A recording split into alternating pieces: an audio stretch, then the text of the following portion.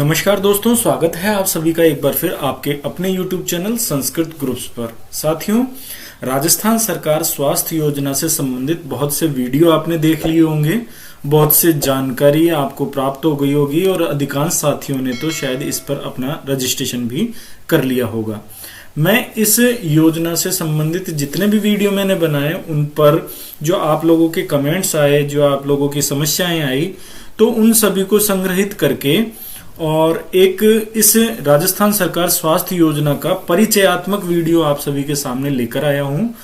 हो सकता है इसमें कुछ त्रुटियां हो तो उसके लिए विभागीय परिपत्र और आदेश ही मान्य होंगे, लेकिन उन सभी को एकत्रित कर उनमें से जो जानकारी मुझे समझ आई वो आप सभी तक प्रस्तुत करने का ये प्रयास है। तो चलिए शुरू करते हैं वीडियो।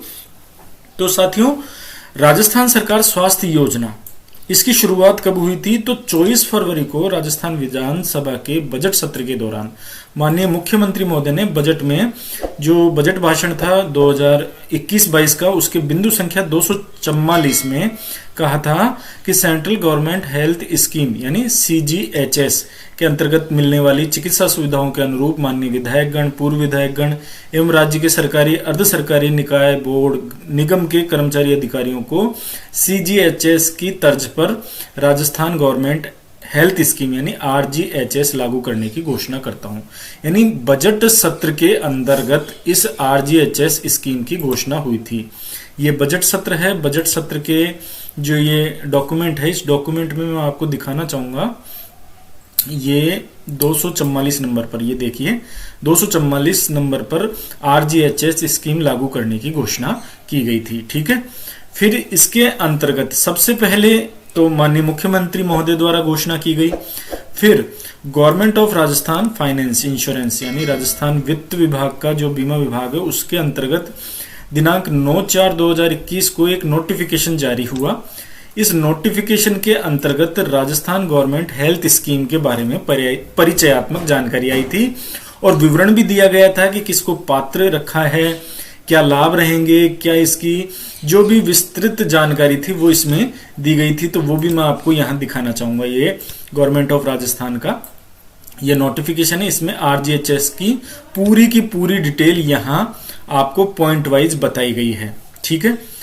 तो ये था RGHS स्कीम का राजस्थान में लागू करने का एक नोटिफिकेशन। ठीक है। इसके बाद क्या हुआ? इसके बाद आया कि इसी डिपार्टमेंट के तरफ से सभी अतिरिक्त मुख्य सचिव को, प्रमुख शासन सचिव को, शासन सचिव को, विशिष्ट शासन समस्त विभागाध्यक्ष को और जिला कलेक्टर्स को एक लेटर लिखा गया 13/4/2021 के अंतर्गत, जिसमें राजस्थान गवर्नमेंट हेल्थ स्कीम को लागू करने के संबंध में जो नोटिफिकेशन 9/4 तारीख को आया था, उसके अंतर्गत सभी के लिए 10/4 सभी सेवारत कर्मचारियों के लिए बताना चाहूंगा, सेवारत कर्मचारियों की यहां पर बात की गई थी। 10/4/2021 से रजिस्ट्रेशन प्रक्रिया को शुरू कर दिया गया है और 30/4/2021 तक इस प्रक्रिया को पूर्ण किया जाना है। इसके अंतर्गत हमने जो ये परिपत्र जारी हुआ है, इसमें समस्त प्रक्रिया समझाई गई थी। इसी के आधार पर हमने YouTube पर वीडियो बनाए और आपको समझाने का प्रयास किया, जिसको आप सभी ने खूब सराहा। और हमने RGHS पर आधारित कुछ और वीडियो भी बनाए थे, वो आप सभी को शेयर किए हैं, आप सभी ने इस चैनल पर देख लिए होंगे। तो ये था उसका परिपत्र। ये आपने शायद पावर पॉइंट की ये जो PDF फाइल थी ये भी आपने देखी होगी। ये देखिए, ये लेटर निकला था 13/4/2021 को और इसी में सारी की सारी प्रोसीजर इस डिपार्टमेंट ने पूरी प्रोसीजर इसमें समझाई गई है। ठीक है। फिर इसके बाद जो आया वो आया पेंशनर्स से संबंधित, क्योंकि जैसे ही RGHS पर रजिस्ट्रेशन की प्रक्रिया स्टार्ट हुई तो पेंशनर्स के लिए बहुत से सवाल आने लगे। परिवारजन ने पूछा कि पेंशनर्स को परिवार में शामिल करें या नहीं करें, उनका रजिस्ट्रेशन कैसे होगा, क्या होगा।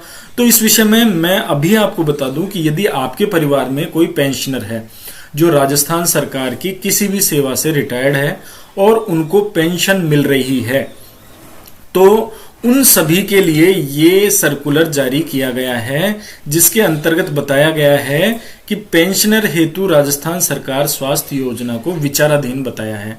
मैं एक बार लेटर भी आपको ये दिखा देता हूं। ये देखिए, scheme for grant of medical concession to state government pensioners. इन पेंशनर्स के लिए ये देखिए यहां पर लिखा हुआ है कि ये जो अंडर कंसिडरेशन, ठीक है, ये जो स्कीम है ये अभी विचाराधीन है, यानी कि पेंशनर्स के लिए ये योजना लागू तो की जा रही है, लेकिन इसको किस तरीके से उन पर पूरी तरह लागू किया जाएगा, कैसे कैसे बेनिफिट्स दिए जाएंगे, हालांकि उससे संबंधित जानकारी इस पूरे सर्कुलर में समझाई गई है, पॉइंट टू पॉइंट समझाया गया है। कैसे उनको इस स्कीम का लाभ मिलेगा वो भी बताया गया है। यहां तक कि जो राजस्थान सरकार से बाहर की सेवा से सेवानिवृत्त हैं, जिनको अन्य राज्य की सेवा में सेवानिवृत्ति होने पश्चात पेंशन मिल रही है, तो उनको भी इसमें शामिल करते हुए उसके रिगार्डिंग सारे सर्कुलर बताए गए हैं। पर अभी मैं कहना चाहूंगा कि इनके लिए यह स्कीम RGHS पर रजिस्ट्रेशन की स्कीम अभी फिलहाल लागू नहीं की है, तो आप थोड़ा सा रुक लें। जैसे ही कोई नई नोटिफिकेशन आती है उसके इंतजार करें, उसकी प्रतीक्षा करें, उसके बाद ही आप पेंशनर्स का रजिस्ट्रेशन करवाएं। लेकिन यदि आपके परिवार में कोई पेंशनर है तो उसको आप अपने अंतर्गत, यानी जो सेवारत कर्मचारी हैं उनके यदि माता पिता पेंशनर्स हैं तो उनको आप अपने अंतर्गत शामिल न करें, क्योंकि जनाधार पर आधारित ये जो RGHS स्कीम है उसके अंतर्गत एक परिवार को ही इसमें लाभान्वित किया जाएगा, जिसका अधिकतम जो रिब्रेसमेंट है यानी कैशलेस पॉलिसी है वो 5 लाख रुपए तक की है। तो आप उनको पृथक रखें, क्योंकि पेंशनर्स को तो अलग से इस स्कीम का बेनिफिट मिलने वाला है, उनको आप अपने परिवार में शामिल न करें। ठीक है, परिवार की डेफिनेशन में अभी आगे आपको बताने वाला हूं। उसके बाद आपको करना क्या है, ये देखिए कि पेंशनर्स को सेवारत कर्मचारियों के परिवार में शामिल न करते हुए उनको पृथक रखकर, सेवारत कर्मचारी को पृथक जनाधार है तो रजिस्ट्रेशन करवाना चाहिए, और पृथक से उनका जनाधार नहीं है सेवारत कर्मचारियों का तो उनको नवीन पंजीकरण करते हुए जनाधार के लिए और RGHS में उनको रजिस्ट्रेशन करना है। यानी पेंशनर्स को RGHS स्कीम में न जोड़े, उनको तो पृथक से ये सुविधा मिलनी है। ठीक है, तो यहां पर अब जो कंफ्यूजन आ रहा है कि जनाधार में परिवार के मुखिया की क्या परिभाषा होती है, तो जनाधार से संबंधित जो प्रश्नोत्तरी है और जनाधार से संबंधित जो सरकार का गजट नोटिफिकेशन है वो आपके सामने प्रस्तुत है। ये देखिए, यहां पर बताया गया है कि नवीन पंजीकरण कैसे होगा कि राज्य का निवासी होना चाहिए और परिवार का सबसे वयस्क सदस्य होना चाहिए। उसको जनाधार पोर्टल पर स्वयं ही या नजदीकी ई मित्र पर वो निशुल्क पंजीयन करा सकता है। ठीक है, बस आपको ये देखना है कि पहले से वो पंजीकृत है या नहीं। पंजीकृत है तो उसकी अलग प्रोसीजर है, नहीं है तो आप उसको यहां पर पंजीकृत करवा सकते हैं। ठीक है, दूसरा इसमें जो मुखिया की परिभाषा है वो देखिए, यह बताई गई है कि सामान्यतः परिवार की सहमति से 18 वर्ष या इससे अधिक आयु की परिवार की महिला को परिवार का मुखिया बनाया जाएगा। यानी जरूरी नहीं है कि जो सबसे वयोवृद्ध महिला है उनको ही परिवार का मुखिया बनाए। यदि उनकी बहू के रूप में कोई 18 वर्ष से ऊपर की महिला है तो उनको भी परिवार का मुखिया बनाया जा सकता है। और उसके बाद यदि मुखिया नहीं है तो ये देखिए, इसमें बताया गया है कि यदि परिवार में 18 वर्ष या इससे अधिक आयु की महिला नहीं है तो 21 वर्ष या इससे अधिक की आयु का पुरुष मुखिया बन सकता है। आप पुरुष को मुखिया बना सकते हैं। जैसे माता पिता में किन्हीं साथियों की माता का देहांत हो चुका है और परिवार में जो वयोवृद्ध सदस्य के रूप में पिताजी हैं उनकी आयु 21 वर्ष से ऊपर है तो आप उनको भी मुखिया के रूप में यहाँ पर बना सकते हैं। ठीक है, यदि दोनों ही नहीं है तो 18 वर्ष की महिला भी नहीं है और 21 वर्ष का पुरुष भी नहीं है तो अधिकतम आयु का कोई भी सदस्य परिवार का मुखिया बन सकता है। इसी को एक गजट नोटिफिकेशन में भी बताया गया है। ये देखिए, कुटुंब का मुखिया, ये गजट नोटिफिकेशन है राजस्थान सरकार का। इसके अंतर्गत भी इस बात को बताया गया है कि मुखिया के रूप में महिला को रखना है। ठीक है, उसकी आयु 18 वर्ष या इससे ज्यादा उम्र की होनी चाहिए, लेकिन नामांकन के समय यदि आप रजिस्ट्रेशन करवा रहे हैं और उस समय 18 वर्ष की या इससे अधिक आयु की कोई महिला नहीं है तो 21 वर्ष या इससे अधिक आयु के पुरुष को बना सकते हैं या किसी पात्र महिला सदस्य का उनका स्थान लेने तक। ठीक है, जैसे ही शादी होकर के परिवार में नई बहू आती है तो आप उसको परिवार का मुखिया बना सकते हैं। इसके बाद यदि दोनों ही नहीं हो तो जो कोई भी सीनियर या जो कोई भी अधिक आयु का, किसी भी लिंग का अधिक आयु का यदि कोई सदस्य है तो उसको भी कुटुंब का मुखिया बना सकते हैं। तो इस तरीके से हम मुखिया का चयन करते हुए हमारा जनाधार नया बना सकते हैं, उसमें कहीं कोई दिक्कत नहीं आएगी। ठीक है, तो इसी के तहत आपको जनाधार बनवाना है और नवीन जनाधार का जैसे ही आप पंजीकरण कर लेंगे तो पंजीकरण के बाद जो पंजीकरण क्रमांक यानी एनरोलमेंट आईडी आती है तो उससे आप आरजीएचएस में रजिस्ट्रेशन करवा सकते हैं, कहीं कोई दिक्कत नहीं आती है। यदि आप एकल हैं, अविवाहित हैं तो भी आपका एनरोलमेंट यहाँ पर हो जाएगा। ठीक है, अब आगे बढ़िए और सबसे मुख्य चीज जो मुझे लगी वो ये है परिवार की परिभाषा। तो परिवार की परिभाषा जो कि इन्होंने गजट नोटिफिकेशन में और यहाँ पर आपके जो ये सर्कुलर जारी किया गया था, इस सर्कुलर में जो बताई गई है वो मैं आपको यहाँ दिखाना भी चाहूंगा। यहाँ पर स्पष्ट इसको किया हुआ है, देखिए फैमिली डेफिनेशन में इसको किया गया है। ये इंग्लिश में है, इसका हिंदी रूपांतरण यहाँ पर मैंने किया है। ये देखिए पारिवारिक परिभाषा, परिवार का अर्थ है कि सरकारी कर्मचारियों के तो जीवन साथी, पति है सेवा में तो पत्नी और पत्नी सेवा में है तो पति। ठीक है, पूर्ण रूप से आश्रित बच्चे जिनकी उम्र 18 वर्ष से अधिक न हो, कानूनी रूप से गोद लिए हुए बच्चे, माता पिता जहां वे नहीं रहते हैं। ठीक है, यानी आपके साथ नहीं रहते हैं तो उनको हटा दें। यदि सेवारत कर्मचारी के साथ ही माता पिता रह रहे हैं जहां भी उनकी सर्विस है तो उनको शामिल करना है। ठीक है, और इनकी जो कुल आय है वो 6,000 प्रति माह से अधिक नहीं होनी चाहिए, ये ध्यान रखने वाली बात है। अब 6,000 की आय के अंतर्गत अंशदायी पेंशन योजना या भविष्य निधि, जीपीएफ या कोई ग्रेजुएटी या कोई पुरस्कार या कोई बॉन्ड या कोई बीमा लाभ इनको मिल रहा है तो उसको इसमें शामिल नहीं किया जाएगा, ध्यान रखिएगा।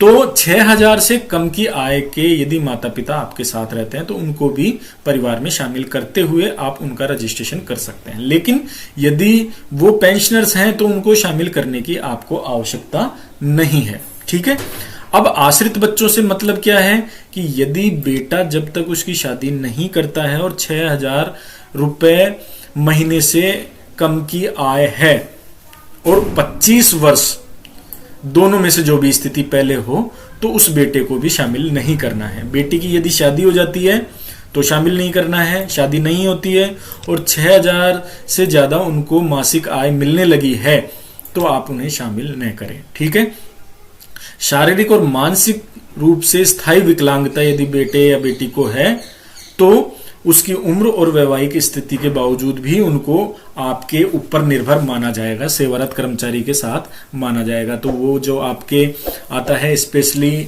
एबल्ड जो एक ऑप्शन आता है उसमें आप इन्हें टिक करके शामिल कर सकते हैं। ठीक है, इस तरीके से माता पिता की भी है कि कानूनी रूप से गोद लेने वाले माता पिता को भी आप शामिल कर सकते हैं, लेकिन यदि वो आपके साथ नहीं रहते हैं तो कुल मिलाकर के इस तरीके से आपका फैमिली का डेफिनेशन है। तो फैमिली जो वर्ड है वो आपको पता है इंग्लिश वर्ड है और फैमिली का मतलब है पति पत्नी एवं बच्चे, बच्चे भी 2, वो भी आपके जो 2002 से बाद के हैं तो नहीं, उससे पहले हैं तो ठीक है। और उनको भी जो आप बच्चों को भी आप शामिल कर रहे हैं, 2 या 2 से अधिक बच्चे हैं और उनको आप शामिल कर रहे हैं तो उनकी उम्र 18 वर्ष से अधिक नहीं होनी चाहिए, अधिकतम 25 वर्ष है। 18 से ऊपर है तो शायद पोर्टल ही उनका नाम नहीं लेता है। ठीक है, तो ये आपको देखना है। फिर अब जो इसका सारांश मैंने जो निकाला है वो ये है कि परिवार की परिभाषा स्पष्ट हो गई, सारे परिपत्र हमने पढ़ लिए। तो स्पष्ट बात यह आती है कि यदि आप अविवाहित पुरुष हैं और आपके माता पिता आपके ऊपर आश्रित हैं, उनकी मासिक आय 6,000 रुपए से अधिक नहीं है, तो आप क्या करें, उनका माता का जनाधार उपयोग करते हुए आप मम्मी पापा को अपने साथ शामिल करते हुए रजिस्ट्रेशन करवा लें।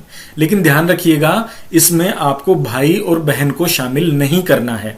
यदि आप स्वयं अपने जनाधार से नहीं कर रहे हैं, मम्मी के जनाधार से कर रहे हैं तो भाई और बहन को शामिल न करें। ठीक है, इसके बाद यदि आपके माता पिता राज्य सेवा से सेवानिवृत्त हैं और दोनों में से कोई भी एक सेवानिवृत्त है और यदि उनमें से किसी एक का देहांत हो चुका, फैमिली पेंशन मिल रही है, तो आप उनको इसमें शामिल न करें, क्योंकि पेंशनर्स के लिए ये जो योजना है आरजीएचएस ये अलग से प्रारंभ की जा रही है। तो पेंशनर्स को अलग रखें, क्योंकि इस योजना के अंतर्गत आपको 5 लाख रुपए तक का ही कैशलेस इलाज मिलेगा, जो कि एक परिवार के लिए है, न कि प्रति सदस्य। तो ऐसे में परिवार को सीमित रखें और नियमानुसार रखें, क्योंकि जो 5 लाख की राशि है वो परिवार के लिए है। अतः इस चीज का आप विशेष ध्यान रखें। यदि माता पिता सेवानिवृत्त नहीं है, ठीक है, राज्य सेवा से आप पर आश्रित भी नहीं है, तो अब कंफ्यूजन है कि उनका रजिस्ट्रेशन कैसे होगा। तो उनका रजिस्ट्रेशन आप मुख्यमंत्री चिरंजीवी योजना में करवाएं, जिसमें एनएफएसए एसईसीसी योजना अंतर्गत लाभान्वित परिवार को, लघु सीमांत कृषकों को, संविदा कर्मचारियों को निःशुल्क पंजीकरण किया जा रहा है और उनको भी वही 5 लाख रुपए तक का कैशलेस ट्रीटमेंट दिया जाएगा। अब कंफ्यूजन ये है कि 18 साल से अधिक उम्र का अविवाहित लड़का है या लड़की है तो उनका पंजीकरण कैसे किया जाएगा।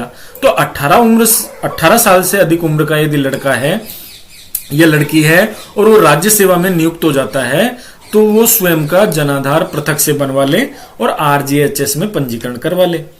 अब यदि 18 साल से अधिक उम्र का लड़का या लड़की है लेकिन सरकारी सेवा में नहीं है, निजी व्यवसाय करता है, तो उनका स्वयं का जनाधार तो बने, लेकिन उनको मुख्यमंत्री चिरंजीवी योजना में 850 रुपए का प्रीमियम जमा करवा करके उनको उनका पंजीकरण करवाना है। ठीक है, तो ये इसका एक सारांश था। आप इसको देखें, समझें। कोशिश करूंगा इस पीडीएफ को भी वीडियो के डिस्क्रिप्शन में डालने की, और इस सारा सब कुछ सिस्टम को समझाने का मैंने प्रयास किया है। फिर भी यदि कोई कंफ्यूजन है तो आप हेल्प डेस्क पर और विभागीय साइट्स को देखें, इन गजट नोटिफिकेशंस को देखें, इन ऑर्डर्स को देखें, आपको सारा जो आपका डाउट है वो क्लियर हो जाएगा।